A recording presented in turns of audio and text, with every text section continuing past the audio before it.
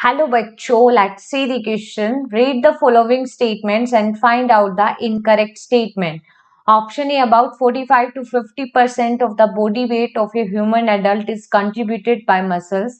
Option B, muscles have special properties like excitability, contractility, extensibility and elasticity. Option C, based on their location, three types of muscles are identified: skeletal, smooth and cardiac. Option D, based on appearance, cardiac muscles are stated and they are voluntary in nature as the nervous system does not control their activity directly. Option A में है B and C, B में है A and सी में है only A and D में है A and D. देखो यहाँ पे हमें 4 स्टेटमेंट्स गिवन है and we have to tell कौन से स्टेटमेंट्स इनकरेक्ट है। ऑप्शन ए में लिखा है कि लगभग 45 टू 50% ठीक है बॉडी वेट का ह्यूमन एडल्ट में क्या कंट्रीब्यूट होता है मसल्स के द्वारा। लेकिन एनसीईआरटी में क्या लिखा हुआ है, around 40 about 40 to 50%, not 45 to 50, that is 40 to 50% body weight का ठीक है कंट्रीब्यूट होता है मसल्स के द्वारा। तो यहाँ पे ए स्टेटमेंट हुआ इनकरेक्ट, मतलब हमारे आंसर में ए आना चाहिए। इसका मतलब ए ऑप्शन नहीं होगा क्योंकि उसमें ए मेंशन नहीं है।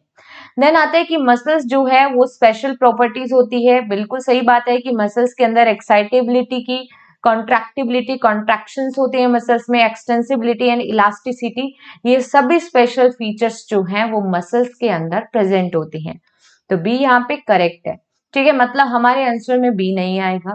देन आता है कि बेस्ड ऑन देयर लोकेशन, तो देखो मसल को उनके स्ट्रक्चर एंड फंक्शन के बेसिस पे डिवाइड किया गया है डिफरेंट टाइप्स में, ना कि उनकी लोकेशन के बेसिस पे, ठीक है। On based on their function 3 types of muscles होती हैं: skeletal, smooth and cardiac. Structure and function के बेसिस पे उनका डिविडेशन किया गया है।